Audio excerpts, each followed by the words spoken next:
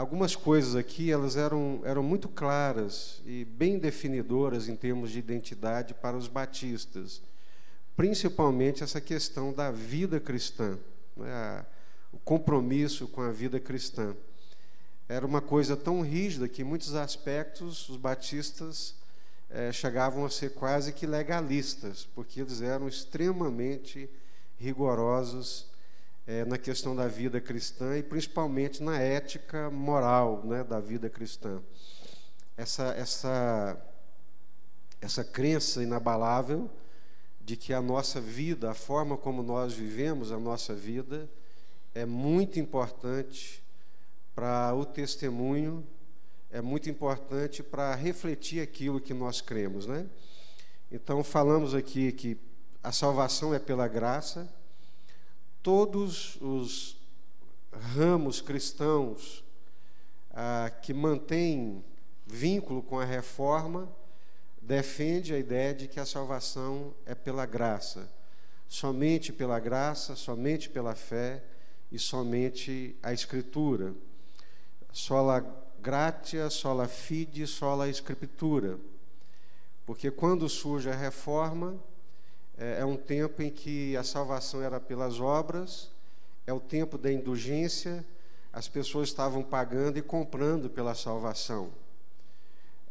Em alguns casos, era tão absurdo que se dizia que a pessoa estava no purgatório, aí você comprava a indulgência, a hora que as moedas batiam no fundo do cofre, a alma saía do purgatório e estava indo para os céus, né? Então, seu pai morreu, sua mãe morreu, você acha que está lá no purgatório, não sabe se ele vai para o céu ou para o inferno.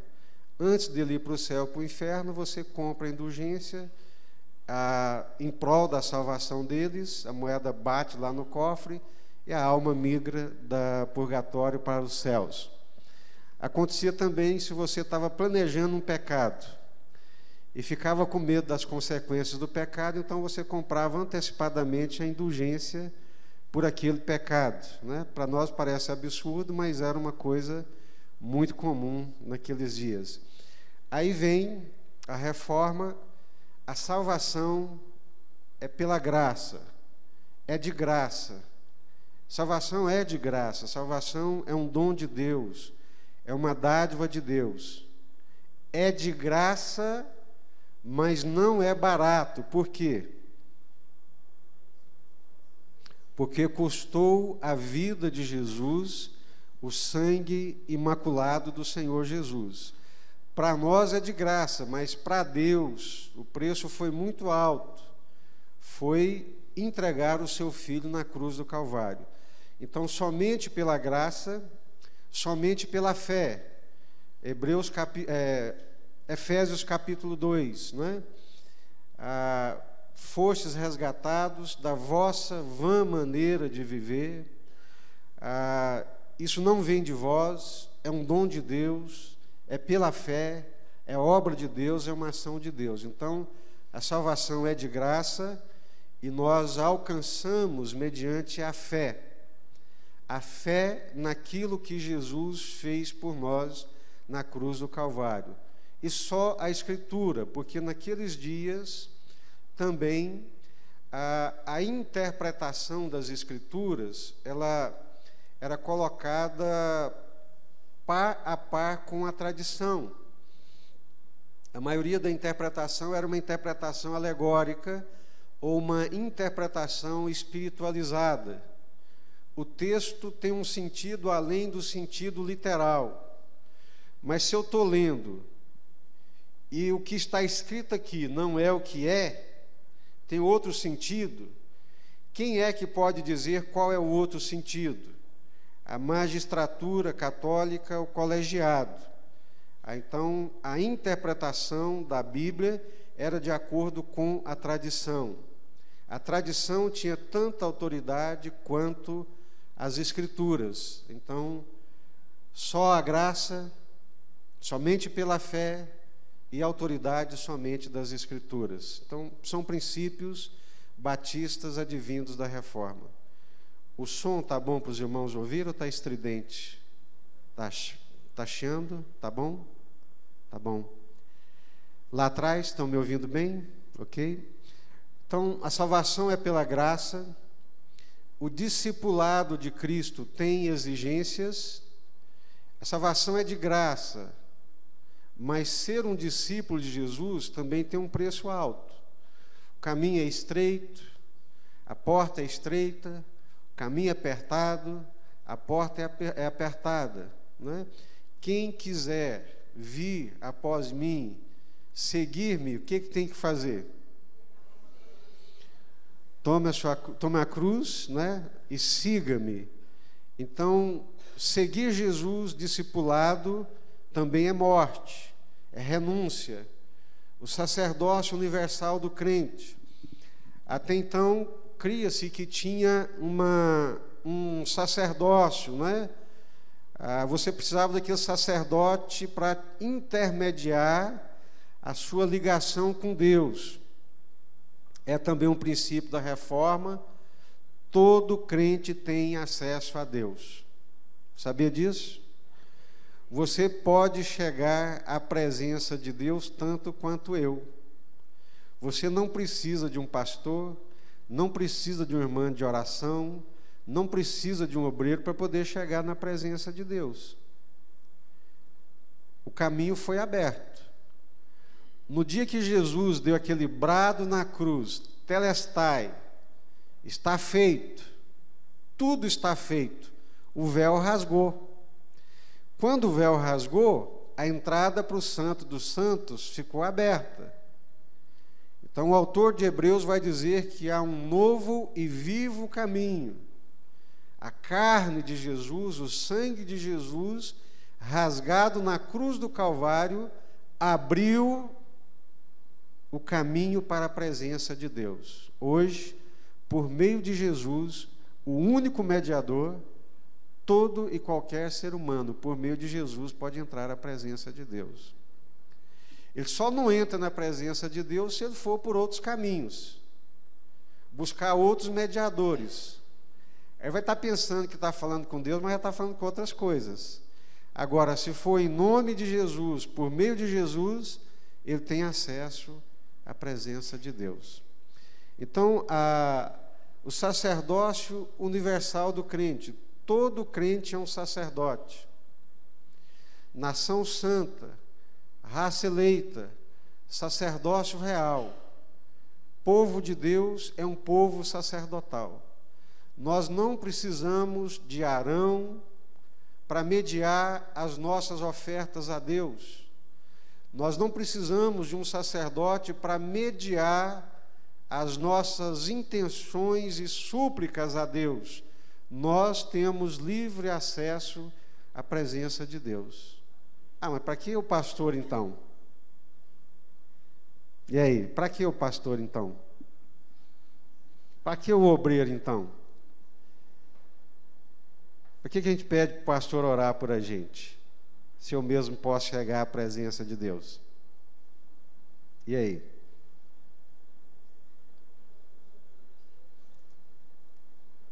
Provocativo, né?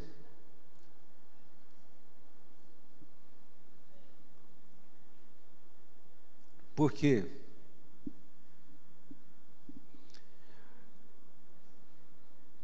Oi, Cida? Isso, a Bíblia vai dizer sobre os guias, os líderes espirituais, né? Que os pastores, os líderes, os guias velam por vossas almas, né? Então existem dons, existe ministério, existe autoridade espiritual, né? Existe, continua existindo, mas não para mediar a relação de quem quer que seja com Deus. É possível que algum irmão que não seja pastor, que não seja obreiro, que ele passe mais tempo na presença de Deus do que muitos pastores. Vai lá para o seu quarto, tranca a porta, dobra os joelhos no chão e tem ali o seu momento, a sua vivência com Deus. Graças a Deus, né? Já pensou se para fazer as suas orações você tivesse que vir aqui na igreja e pedir para alguém mediar a sua oração, como era naquele tempo, antigamente? Então hoje não. Isso é uma libertação. Isso é uma dádiva da parte de Deus libertadora para todos nós. Só não anda na presença de Deus quem não quer. Só não desfruta da graça de Deus quem realmente não quer, porque o caminho está aberto. O caminho está aberto. O sangue de Jesus, o véu rasgou, está aberto. Podemos chegar à presença de Deus por meio de Jesus Cristo. Amém? Então, esse clericalismo, essa liderança sacerdotal que chama para ela uma posição e uma autoridade que não é dela, isso é antibíblico e, por que não dizer, demoníaco? Porque o bíblico é a libertação da consciência das pessoas, é falar a verdade. Agora, tem uns que chamam para si uma posição que não é deles e se transformam em manipuladores da consciência do povo. Então, isso é antibíblico. Então, no caso nosso, nós já falamos aqui, para nós é muito importante você entender quem você é em Deus por meio de Jesus Cristo.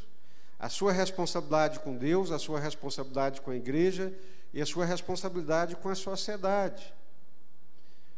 Um bom crente, servo de Deus, ele é um bom cidadão do reino de Deus, mas é um bom cidadão da terra também, do seu país. Ele é patriota, ele ama o seu país, né? As nações, de modo geral, que foram marcadas pela presença do Evangelho, nessa perspectiva evangélica, são nações que as pessoas elas são extremamente patriotas, que têm uma consciência muito grande da liberdade, que têm uma consciência muito grande dos direitos humanos, do respeito e dos direitos uns dos outros, né? Então, o sacerdócio universal, a responsabilidade que o cristão tem com o seu lar e a responsabilidade que ele tem como um cidadão. Deus me colocou aqui no Brasil. Eu sou um cidadão brasileiro. Poderia ter me colocado em qualquer outra parte do mundo, mas me colocou aqui. Então, eu quero o bem do meu país. Eu quero o bem da minha pátria. Os irmãos sabem que para cada real que o governo libera para as escolas, vai chegar lá na ponta, lá no aluno, cerca de 36 a 40 centavos. Mais da metade se perde pelo caminho. De cada real que é liberado para a saúde, vai chegar mais ou menos essa proporção lá na ponta para quem precisa do tratamento. Então, existem dutos vicinais e canais que drenam os recursos e a vida da nação. E nós, como crentes, como cidadãos, nós precisamos entender essas coisas para poder orar e ter uma postura cristã diante desses fatos, né? Alguma pergunta? Podemos passar então, por favor, Thales? Aqui nós já falamos, as igrejas batistas repudiam os vícios sociais, pois os antissociais todos repelem. Assim, os batistas são contra o fumo, o alcoolismo, o jogo, o carnaval e os bailes. Nesse quesito, os batistas brasileiros, sobre fumo, álcool, mundanismo, foram além de seus mestres americanos. Essa é uma frase do José Reis Pereira, considerado como historiador dos batistas no Brasil. Quando ele fala que nós fomos além dos nossos mestres americanos, é porque nos Estados Unidos é comum os crentes fumarem. Algumas igrejas têm o fumódromo. O sujeito entra para a igreja, participa do culto, sai e tem um lugarzinho dele fumar, né? E também bebida e mundanismo. Pode passar? A filosofia de ganhar sem esforço, por sorte, Tal tipo de filosofia praticado pela maioria da nação pode destruir. Você acredita que um povo viciado em jogo de azar, jogo do bicho, loteria, lotomania, etc. e tal, acredita que isso pode destruir a nação, como está sendo dito aqui? Pode prejudicar a nação ou não? Por quê?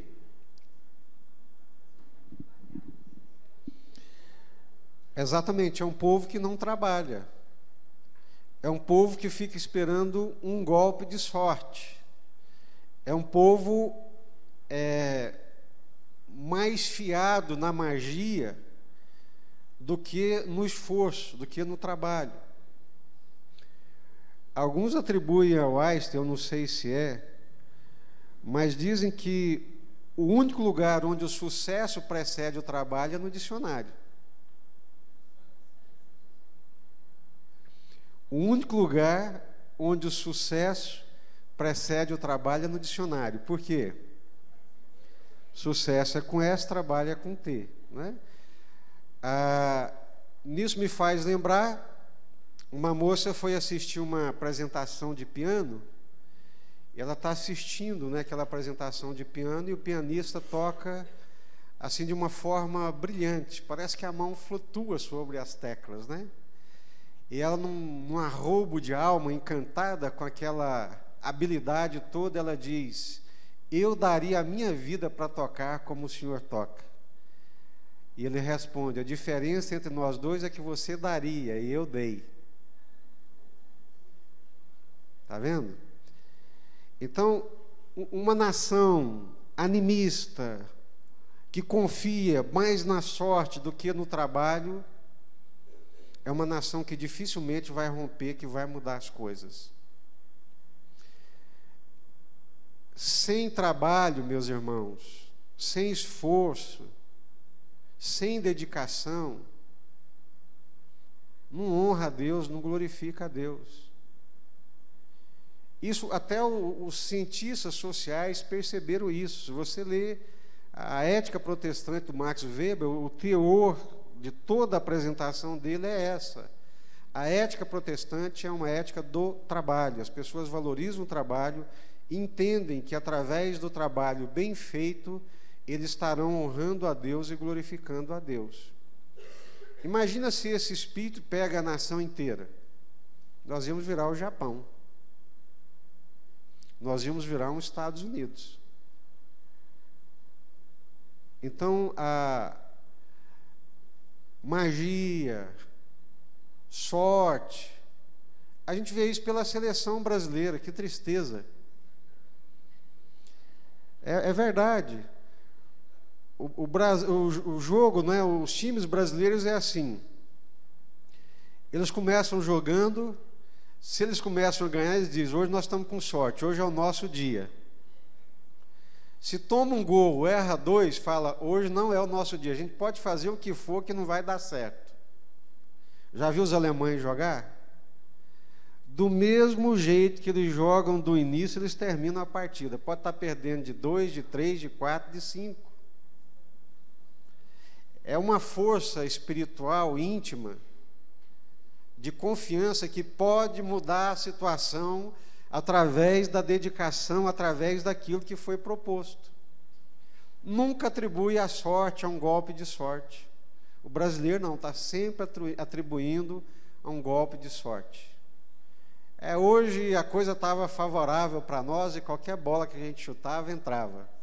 Hoje a sorte não era o nosso favor. Chutamos, bateu na trave, bateu nas costas do nosso próprio jogador, é muito azar. Então é uma mentalidade animista, mágica, que confia mais na sorte do que no trabalho. A pessoa vai para a prova, vai fazer uma prova, e chega lá na prova, a expectativa dela: se Deus quiser, vai cair as questões que eu sei. Né? Não é assim? Agora, se ele tivesse estudado tudo do início ao fim, ele ia para a prova até nervoso, ansioso, mas Deus me ajuda porque eu estudei. Né? Então, a alma brasileira, o espírito do brasileiro, né, é dessa coisa da sorte. Vocês entendem? Estão percebendo? Enquanto que o princípio batista, de um modo geral, é uma ênfase muito grande no trabalho, né? Eu entendi muito isso, já falei para vocês, convivendo com meu sogro, que era japonês. Para ele, meu sogro não preocupava com quanto ele ia ganhar, não preocupava com dinheiro, preocupava em trabalhar. Aí depois eu vou entender aquela filosofia de vida. O pensamento dele era: se eu trabalhar, eu vou comer e vou sustentar a minha família. Porque subjaz aqui, eu não conhecia a Bíblia, mas está subjacente aqui, que digno é o trabalhador do seu salário, da sua recompensa. Quem trabalha vai ter uma recompensa. Quem trabalha vai ter uma recompensa. Não importa o tipo de trabalho que Deus te colocou para fazer, faça e faça da melhor forma possível, honrando a Deus através daquilo que você está fazendo, que Deus vai te honrar. Eu vejo alguns com 40 anos que não acertou nada na vida ainda. Por quê? Eles querem começar de cima. E a Bíblia fala: não despreze os pequenos começos. Não despreze as coisas pequenas. Uma árvore não começa grande. Um prédio não começa grande. Mas o sujeito não quer ralar, não quer começar ali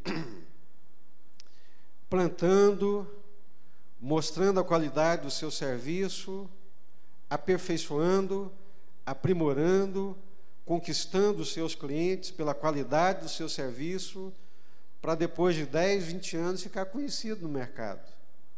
Já quer entrar no mercado e já quer ganhar como quem ganha há 20 anos de trabalho. É mentalidade brasileira. Do fácil, dos atalhos, do caminho mais curto. E aí muita gente consegue, através de corrupção e de outras coisas, e nós achamos que é normal. Mas a filosofia de ganhar sem esforço, sorte, magia pode destruir a nação. Nesse sentido, fica uma nação sem força, sem expectativa, né? Eu olho muito também. Vocês sabiam que nós temos grandes universidades?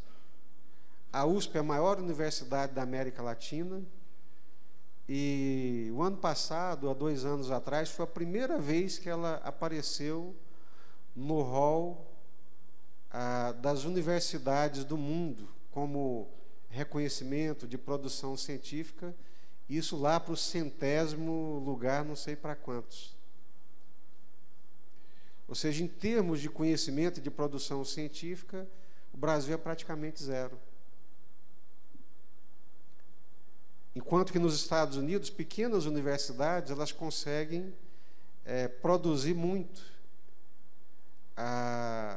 O dia que o Cristóvão Buarque esteve aqui, foi levantada essa questão de royalties e patentes. Nos Estados Unidos, a maior quantidade de royalties e patentes são produzidos pelas universidades. Aqui no Brasil, as universidades não produzem novos conhecimentos e novas tecnologias.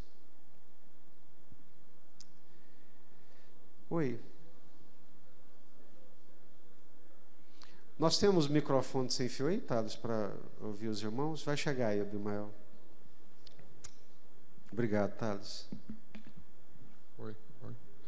Você está dizendo do trabalho e tal, que eu vejo que a visão cristã também é porque tem muita gente que tem muita coisa, trabalha, fala, mas isso aí eu consegui tudo com o meu... Tá ruim.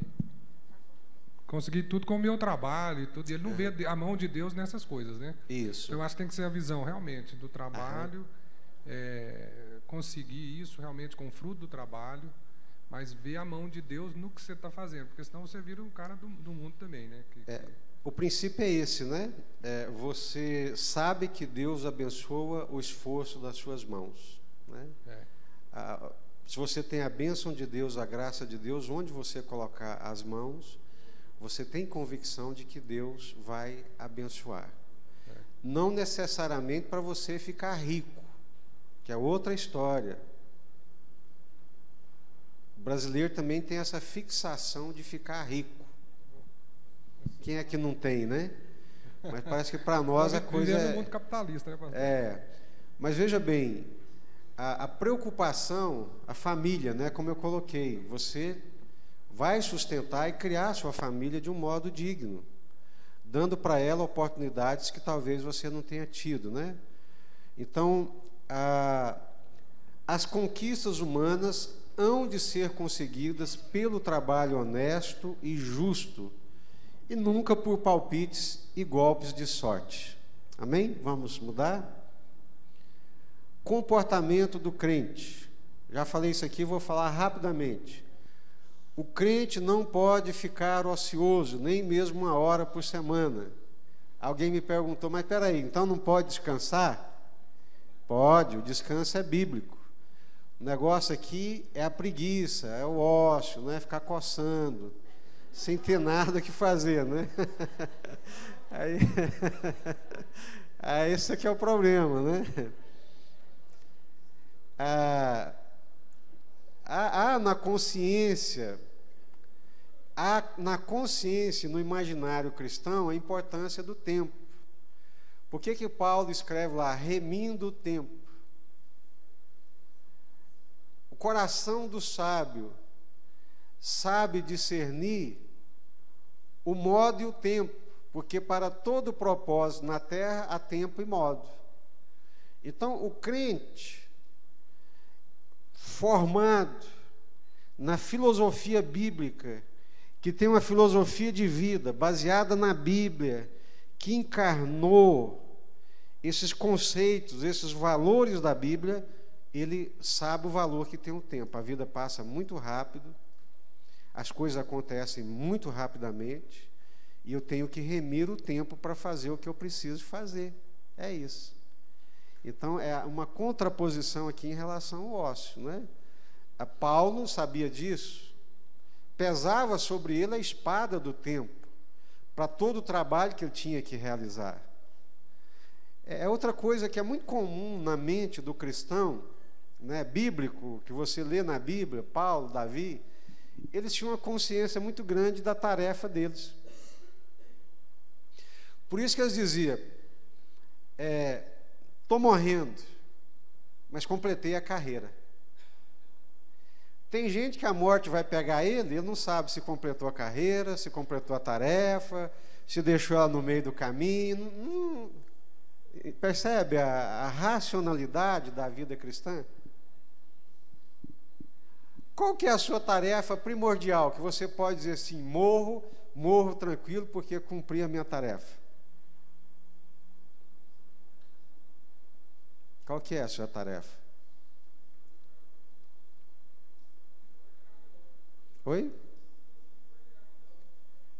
Isso, exato, mas você a nível pessoal, você poderia dizer hoje, é óbvio que um jovem de 30 anos, 35 anos, 40 anos, não pode dizer isso, não completou nenhuma tarefa ainda. Mas quando é que eu vou saber se eu completei a minha tarefa ou não? Se eu nunca planejei a minha vida, se eu nunca pensei numa tarefa? Será que eu posso dizer assim, estou pleno, completei a minha tarefa, se Deus me recolher hoje, vou em paz, não deixei nada pendente, não deixei nada pelas metades, né? Porque nós não temos muito essa consciência do valor do tempo, da dimensão da vida, da transitoriedade da vida, coisa que está repleta na sabedoria hebraica. Se você lê Provérbios, se você lê Eclesiastes, se você lê Salmos, está lá a brevidade da vida, a transitoriedade da vida, essa vida vivida com Deus, né? Com propósitos claros e definidos, num chamado claro e definido por Deus. É isso que os autores percebem, que isso estava presente na cabeça dos protestantes, na cabeça dos pais da Reforma, na cabeça dos crentes que foram lá para os Estados Unidos com aquele barquinho Mayflower e começaram aquela nação. Estava presente na cabeça deles, né? Inclusive, a gente estuda o que moveu os Estados Unidos em direção às missões, é um conceito que eles tinham de destino manifesto. O que é isso? Eu não sei se eles estão certos ou se eles estão errados, mas eles tinham uma convicção de que eles eram o povo de Deus, com uma responsabilidade de Deus de evangelizar o mundo. Né? Então, é essa a ideia. Vamos lá? O crente deve ter uma casa limpa, mesmo que ela seja um rancho, né? Ele também deve ser limpo. Jesus ama o pobre, mas condena a preguiça. Mais uma vez, essa coisa, né, da preguiça. O crente não mente, isso é condenável. O crente não faz dívidas, não pagar é roubar. O crente não é triste, ele é o templo de Deus. Pode passar? O crente não é fanático, mas com amor procurará atrair os pecadores aos pés de Jesus. O crente não deixa de pagar impostos, mesmo que eles sejam pesados. O crente não usa arma quando vai ao culto, viu, irmãos? Quer ver ninguém armado aqui dentro da igreja, né? É brincadeira. Isso aqui é do início do século passado. É um professor da USP, crente, chamado Antônio Mendonça, que estuda o protestantismo no Brasil e faz um levantamento dessa catequese que era ensinada para todos os crentes naquela época, e a igreja era uma igreja da zona rural, né? Pode passar? A importância de ser membro de uma igreja. Para ser membro de uma igreja naqueles dias, olha só, a admissão à congregação batista local só é feita depois dos exames mais acurados e das investigações que remontam à infância. A admissão à congregação é considerada como uma garantia de qualidades morais, especialmente as qualidades exigidas em questões de comércio. Sim.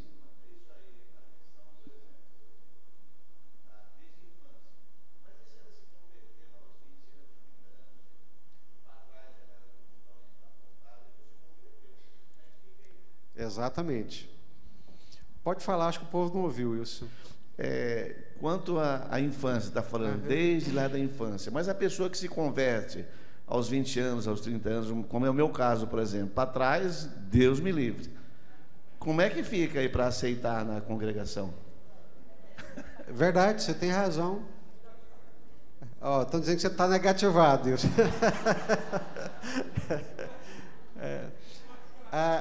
A ideia aqui, Wilson, presente, é uma força de expressão, mas também uma coisa de que está presente na Bíblia. Lembra do Zaqueu, o baixinho? Quando Jesus entra na casa dele, o que ele fala para Jesus? Lembram o que ele fala para Jesus?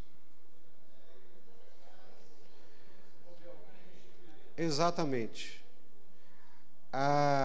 O arrependimento geralmente envolve restituição. A minha vida pregressa, roubei, não é o seu caso. Ajuntei dinheiro, estou rico, mas esse dinheiro que eu ajuntei foi passando a perna nos outros. Converti, me arrependi, espera-se a restituição. Isso para nós é muito duro. Nós não pensamos nisso. Nós não pensamos nessa questão. Quebrei a janela do vizinho. Meu filho foi lá, chutou a bola, quebrou a janela. Eu bato na porta dele, me desculpa, me perdoa. Menino, você sabe como que é. Não é assim, não. Você me dá licença, posso medir aqui o tamanho do vidro? foi meu filho que chutou aqui, foi meu filho que quebrou. Amanhã o vidro está aqui, o rapaz ou eu vem trazer o vidro aqui para colocar. Então, isso não é muito presente na nossa cabeça. Essa coisa de ser crente é muito mais sério do que a gente imagina, né? Então, tudo bem, você viveu uma vida pregressa, no sentido geral, né? Antes de ser crente, aprontou, fez, etc e tal. Ok, aceitou Jesus, zerou a conta, está salvo, está salvo. Mas, na medida do possível, a restituição, ela acompanha o arrependimento. Ah, mas eu adulterei, como é que eu vou lá agora? Não, não mexe com isso, não. Tem coisas que não dá para restituir, né? Não mexe com isso, não, né? Ah, eu era um safado e mexia com a mulher dos outros e tal. Vou lá pedir perdão para ele. Não, né? Não é assim, não, mexe com isso, não. Agora, tem coisas que se restituem, tem coisas que não. Tem coisas que vai ser o sangue de Jesus. Mas nessa parte econômica, em algumas coisas que a gente sabe que dá para restituir, né, dependendo da dimensão da obra que Deus fez na sua vida, essa restituição ela vai ser muito importante, além de ser um bom testemunho para a pessoa de que você realmente converteu. Uhum. Olha só essa aqui. Um médico evangélico, não é o Abimael não, viu, gente? Bateu num carro no estacionamento da academia e ia saindo de fininho. Aí os funcionários da academia vieram e abordaram, pararam e, enfim, fizeram ele fazer contato com a pessoa e acertar. Mas ia saindo de fininho sem falar nada. Gente, imagina só que situação. Pastor Eliel deixou o carro dele no estacionamento da universidade e saíram e arrebentaram o para-choque do carro dele.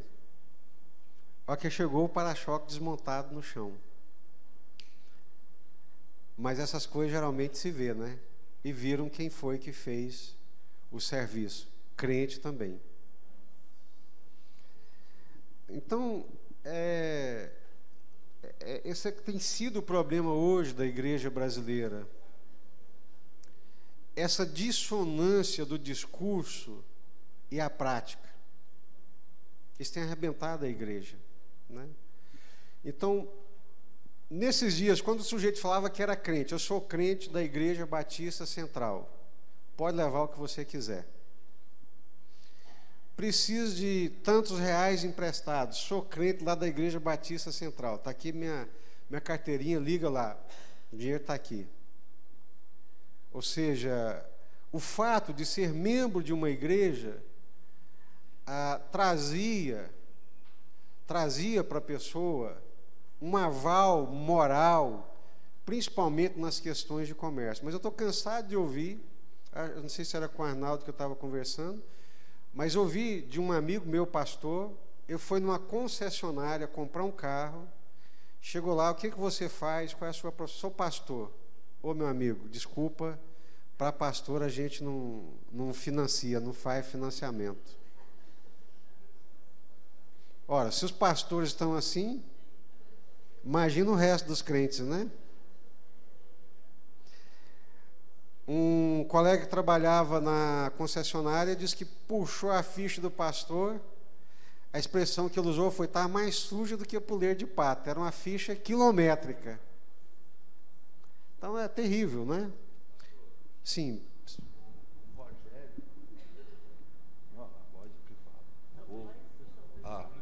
O Rogério, meu cunhado, esposo da Suzel, tem uma dificuldade com isso lá em Florianópolis. Lá é muito difícil. As pessoas não... São pouquíssimas que acreditam, sabe, no pastor, porque lá já tem várias... Antes passaram outros que Sim. tiveram uma conduta que... Terrível, né? Terrível. Isso é péssimo para a igreja. Mas antigamente, então, fazia parte da ética moral, né, da igreja esse compromisso. Para o crente, de um modo geral, e para o batista, obviamente, a fé revoluciona todo o seu comportamento, o trato com a família. Revoluciona o trato com a família, progresso profissional, compromisso com Deus e com a sociedade. Ele é um bom cidadão do reino de Deus e de sua pátria. Hoje a gente ouve muita gente falar assim, eu prefiro não contratar crentes. Misericórdia. O que está acontecendo? Porque lá na Bíblia fala assim, se você que serve, você que trabalha para o seu senhor, para o seu patrão, como se você estivesse trabalhando para Deus. Será que eu posso fazer a leitura o contrário? A lógica me permite? Claro que permite. Se eu trabalho assim para o meu patrão, é porque eu trabalho assim também para Deus. Se eu tenho um relacionamento de compromisso, de fidelidade com Deus, consequentemente eu tenho também um relacionamento de compromisso e fidelidade com o meu patrão. Se eu não tenho um relacionamento de fidelidade, de compromisso, de bom serviço com o meu patrão, consequentemente não tenho com Deus também. Olha que ilusão. Aí a pessoa chega na igreja, levanta a mão para cima, pula, grita, chora, dá glória a Deus, sai lá fora, a vida é uma lástima. Pode passar? A igreja. O termo igreja é usado no Novo Testamento para designar o povo de Deus na sua totalidade ou só uma assembleia local. Para nós batistas, essa igreja local, ela é corpo de Cristo na sua plenitude. Tá certo? Às vezes a pessoa chega aqui e fala assim, estou muito contente de conhecer essa parte do corpo de Cristo. Para nós, na nossa concepção teológica, uma igreja local é corpo em plenitude. Entendem? Então, existe a igreja universal, a igreja de Cristo na terra, ok? Mas aqui, reunidos, 10 irmãos, 15 irmãos, formou uma comunhão, formou uma igreja, aqui é corpo em plenitude. Aqui é a igreja local, é um corpo em plenitude. E quem é o cabeça desse corpo? Jesus. Então, isso nós já vimos, é claro para nós, né? Membros, uma companhia de crentes regenerados e batizados que se associam num conceito de fé e fraternidade do Evangelho. O que esse ponto aí quer dizer?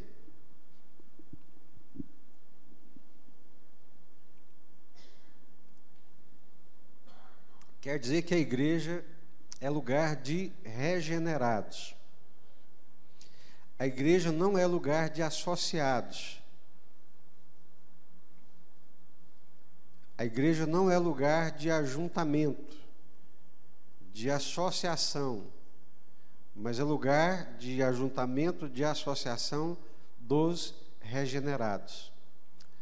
Eu estava participando de um congresso de pastores e um dos preletores estava dizendo que o grande problema da igreja hoje é a presença dos não regenerados nela. Então, a presença dos não regenerados na igreja é que enfraquece a igreja, é que mundaniza a igreja, é que leva a igreja para baixo. Porque hoje nós trabalhamos mais com a ideia de associar, de ajuntar, do que com a ideia de regenerar. Qual que é a diferença? Qual que é a diferença? Qual que é o ponto? Eu espero que vocês entendam. Qual que é o ponto crítico aqui, importante aqui nessa expressão? Qual que é a diferença de associados e regenerados?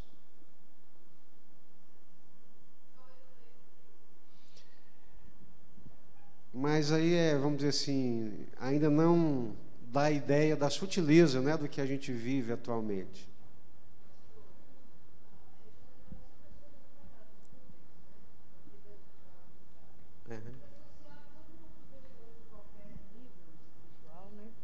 A regeneração, irmãos, regeneração, biblicamente falando, é uma ação do Espírito Santo.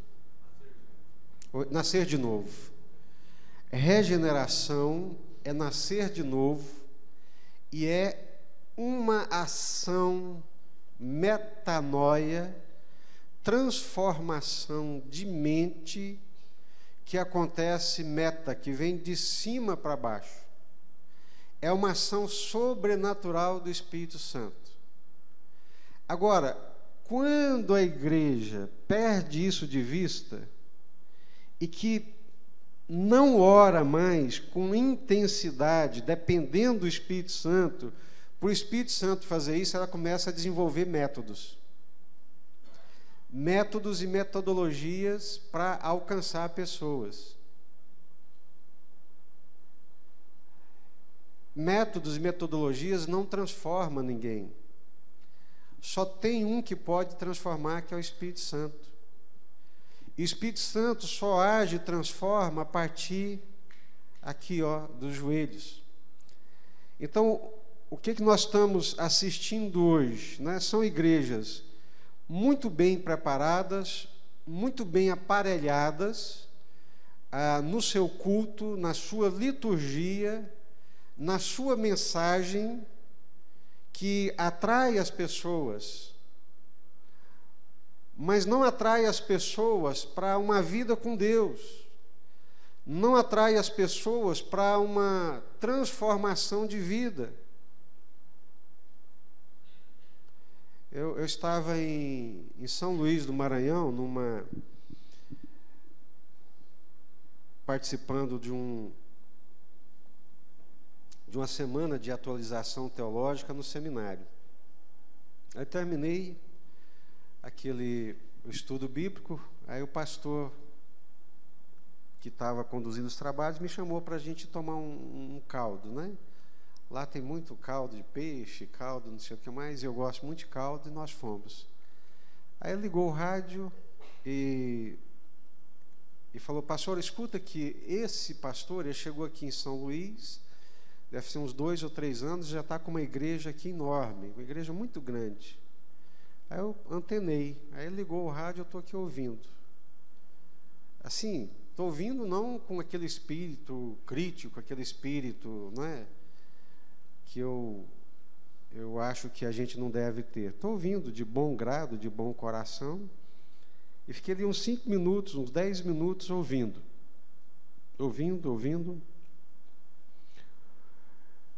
Eu falei para ele, ouvindo, eu falei: o que o senhor achou, pastor? Excelente. Esse homem, ele é um orador maravilhoso, mas ele é um pregador de autoajuda. Ele não é um pregador do Evangelho. Porque em nenhum momento eu vi Jesus, cruz, pecado, arrependimento, rendição, mudança de vida. Eu só ouvi bons conselhos, joia, extraordinários conselhos para melhorar a vida, para acertar a vida, para que a coisa fique melhor. É isso aí, você passa no aeroporto, a livraria está cheia de autoajuda. Então, hoje nós vivemos nos dias da autoajuda. O que é autoajuda? O que é autoajuda? É o eu, você pode, você consegue, a sua vida pode ser melhor, mas mediante uma ação e um esforço humano. Então, isso hoje está em voga, isso hoje é o que está presente nas livrarias. Os livros que mais vendem são os livros de autoajuda, né? Então, se você vai por esse caminho, se a igreja vai por esse caminho, ela pode realmente encher, mas de associados e não de regenerados. Por isso que a igreja brasileira hoje é a segunda maior igreja evangélica do mundo, em termos proporcionais. É a segunda maior igreja evangélica do mundo, Estados Unidos. Mas aqui a prostituição infantil continua do mesmo jeito, a corrupção continua de mal a pior, a sociedade não mudou com essa quantidade de pessoas que se dizem evangélicas. O caso brasileiro é um caso a ser estudado. Hoje nós já temos como é que a gente chama? Alguns chamam de desigrejados. Mas a gente pode dizer também que hoje nós temos os evangélicos nominais. Lembra que antigamente a gente falava que tinha os católicos nominais? O que era o católico nominal? Ele dizia que era católico, mas nunca foi numa missa. Não era praticante. Hoje nós estamos cheios de evangélicos nominais não praticantes. O que você é? Sou evangélico. Onde é que você frequenta? Não frequento, não. Estou em lugar nenhum, não. Então, são essas coisas que têm acontecido e que vão minando a realidade da igreja, né?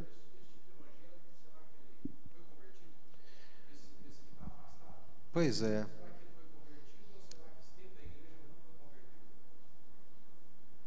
A probabilidade maior é que nunca tenha tido uma experiência do alto, uma experiência de transformação. E por que hoje nós temos mais associados do que regenerados?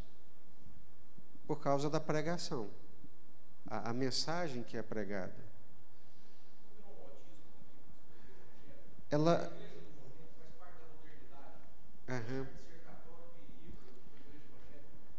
faz... Principalmente em Anápolis, parece que é moda ser evangélico. Então parece que faz parte da modernidade, deixar de ser católico, que é coisa do passado, isso, e passar para uma coisa mais nova, mais moderna, que é a igreja evangélica. E aí a igreja evangélica, socialmente, ela entendeu isso mais rapidamente e assumiu uma postura mais adequada ao querer da sociedade. Não necessariamente uma postura evangélica, mas uma postura mais light, mais adequada ao tempo presente. Aí atrai mais as pessoas. Ela corresponde mais aos anseios, às necessidades do ser humano. Isso. As pessoas se sentem melhor aqui. Não em termos de evangelho, de palavra de Deus, de transformação, mas em termos culturais. Então, culturalmente, ela dá a resposta mais rápido, porque ela age mais rápido, ela se movimenta mais rápido, ela percebe os movimentos da sociedade mais rápido, mas não necessariamente uma coisa movida pelo Espírito Santo e pela palavra de Deus. Ou seja, a igreja evangélica hoje ela é mais ao gosto do freguês, mais adequada ao gosto da sociedade, do que praticamente ao gosto do Evangelho de Deus e da Palavra de Deus, né? Por exemplo, você bate o olho, Goiânia hoje, eu bato o olho em Goiânia e você sabe qual é a igreja que atende qual camada da sociedade tal, né? Aqui em Anápolis, por ser uma cidade provinciana, a coisa é mais diluída, mas em Goiânia isso é muito visível.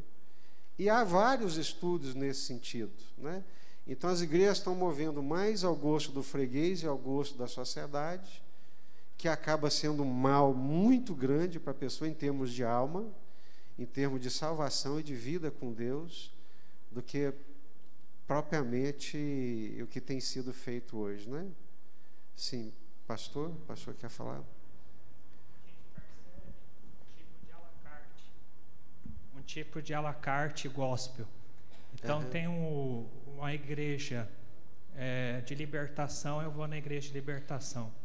Eu quero hoje uma igreja mais da palavra de Deus, então eu vou numa igreja que tem mais uma palavra de consistência. Eu vou numa igreja que fala mais sobre prosperidade, então eu vou lá na igreja de prosperidade para ouvir uma palavra a respeito disso. Então hoje nós percebemos que a igreja evangélica no Brasil está tendo essa característica. Outra coisa que eu tenho observado é alguns cantores gospel que falam que não vai falar de Jesus e nem da ressurreição, mas estão nos programas de televisão e são reconhecidos como cantores gospel mesmo, que falam que não vão cantar sobre Jesus. A gente aprende economia e sociologia que quando o mercado invade o templo, quando a prata, o ouro, o dinheiro, a perspectiva do mercado invade o templo, o ético, moral, religioso vai para o ralo. A princípio começou como uma coisa boa. O pessoal vinha da dispersão. Ali em Atos dos Apóstolos, capítulo 2, cita quase 40 países de onde eles vinham. E eles vinham para o sacrifício. Era difícil trazer um cordeiro lá da Grécia até Jerusalém para sacrificar. Então, o pessoal, judeu, né? Para que vocês trazem? Compram aqui. Já apareceu o mercado do cordeiro, da pomba. Mas se vem essa quantidade de dinheiro, tem que ter o câmbio. Então vamos fazer o câmbio, vai ficar mais fácil para todo mundo. Tá aí, tudo bem. Mas aí chega o sacerdote e fala: olha, vocês podem fazer o câmbio aqui, mas tantos por cento é nosso. Vocês podem vender o cordeiro aqui, mas tantos por cento é nosso. Aí o cantor, como o pastor citou exemplo, o cantor que entra no mercado gospel, às vezes ele entra com boa intenção, faz um contrato com a Som Livre, podia ser com outra, não é só por ser a Som Livre. Eles vão investir dinheiro nele em termos de mídia, para ele ficar na crista da onda e vender. Aí, para vender, aí tem que começar a produzir como se fosse uma linha de produção. Aí já não está mais a serviço de Deus, já está a serviço do mercado. Ele já não está mais a serviço da glória de Deus, mas ele está a serviço de produzir para ele a Som Livre ganhar dinheiro. Onde o mercado entra, ele tem esse poder. O evangelho, ele é forte, mas é de uma singeleza e de uma fragilidade muito grande. O mercado entrou na educação, a educação virou comércio. O mercado entra na medicina, a medicina vai virar comércio. O mercado entra no mundo gospel, esse mundo vai virar comércio. Entra na igreja, a igreja vai virar comércio. Né? Então, agora isso sempre aconteceu. Né? Sempre aconteceu. Nós estamos encerrando, e a gente precisa encerrar aqui tendo uma perspectiva de Deus, senão eu vou embora para casa muito triste, né? Eu vou sair daqui triste, deprimido, com tanta coisa ruim que nós estamos enxergando aqui nessa manhã, não é verdade? Mas não podemos fechar os olhos também. Não podemos fechar os olhos, né? De certa forma, nós refletimos muito hoje a igreja de Laodiceia. O que diz a igreja de Laodiceia? Presta atenção. Aquelas cartas da igreja de Laodiceia, quem é que está escrevendo as cartas? Quem é que está escrevendo? Quem é que está mandando o recado? Jesus. Jesus, o Cristo. O cabeça da igreja que está mandando o recado. Qual é o recado que Jesus manda para a igreja de Laodiceia? Eis que estou à porta e bato. Se vocês abrirem, eu entro. Espera aí. Mas que negócio é esse? A gente usa esse versículo para o descrente, né? Para pregar para o descrente. Hermeneuticamente está errado. O versículo ali é para crentes, é para a igreja de Laodiceia. Mas que igreja é essa? É uma igreja que deixa Jesus do lado de fora. Jesus foi posto para fora, ele está batendo na porta da igreja. Espera aí, escuta aí. Ouça, se vocês escutarem e permitir, eu entro. Por que que isso está acontecendo? Porque nós chegamos num ponto hoje de desenvolvimento. O homem, em termos de desenvolvimento, a capacidade técnica de desenvolvimento, de fazer as coisas acontecer, antigamente não tinha os remédios que nós temos hoje. Mas hoje a gente tem remédio. Hoje a gente tem cirurgiões, hoje a gente consegue reverter as coisas. E, de certa forma, isso influencia a igreja também. A igreja hoje está dizendo assim, não, a gente consegue. Se o Espírito Santo estiver aqui, aleluia, mas se não tiver, nós vamos fazer o negócio andar e acontecer do mesmo jeito. Aí Jesus está do lado de fora e a igreja está andando. E a igreja está caminhando. E o que mais? Sou rico, não necessito de coisa alguma. É isso que a igreja está dizendo. Jesus está do lado de fora. Eis que você diz, sou rico, tenho abundância de tudo, não necessito de coisa alguma. Aí Jesus fala, eu quero dizer para você que você está iludida. Você está vivendo um delírio. Na verdade, você é cega, nu e pobre, miserável.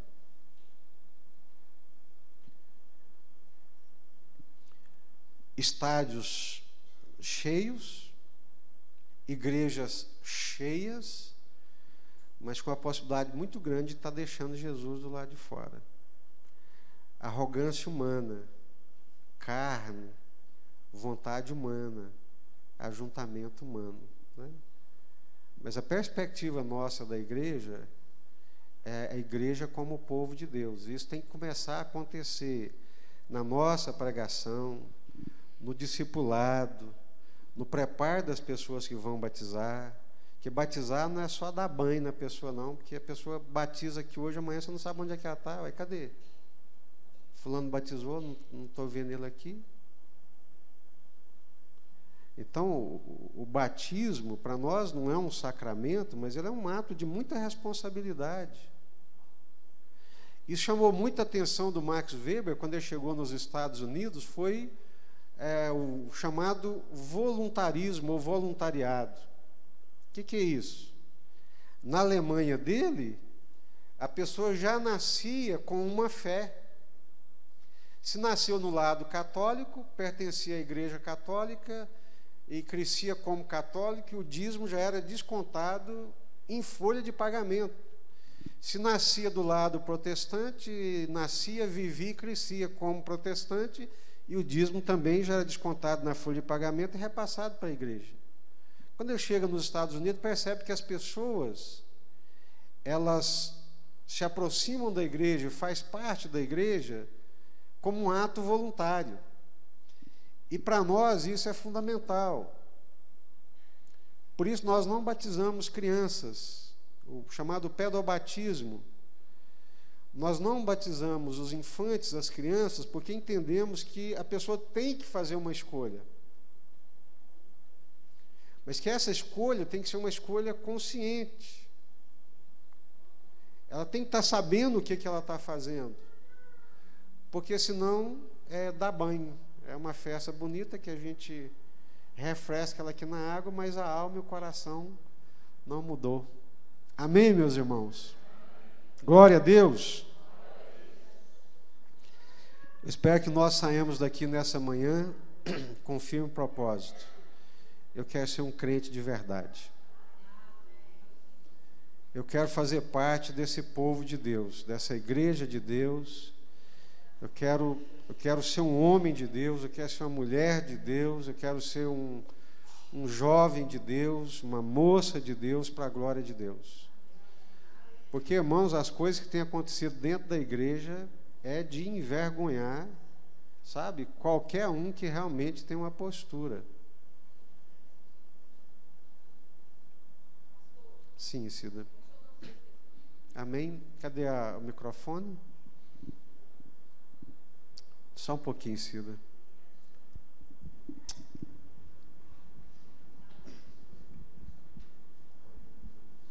É que um dia um jovem me procurou e, assim, trabalhava muito e a vida não fluía.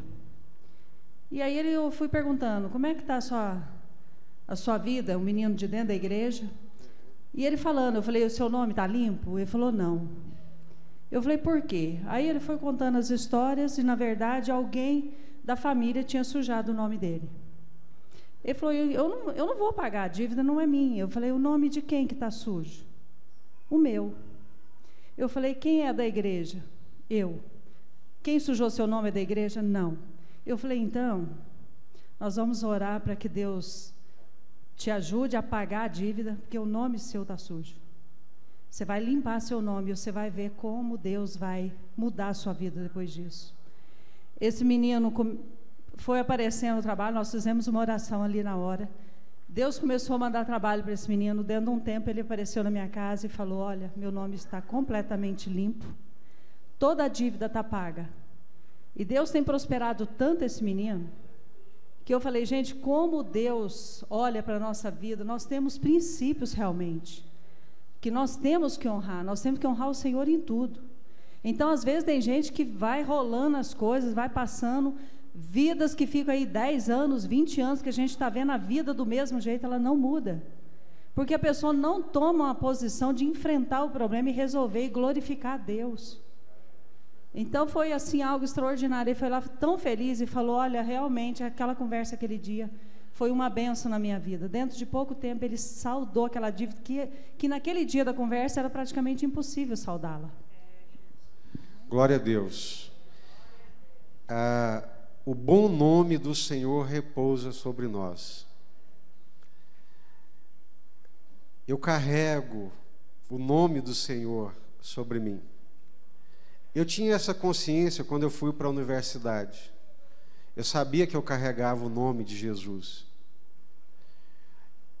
Essa consciência, o bom nome do Senhor repousa sobre mim. O que eu fizer vai glorificar ou vai desonrar o nome do Senhor. Então, é o princípio. Temor do Senhor, amor ao Senhor, compromisso com o Senhor. Vamos orar?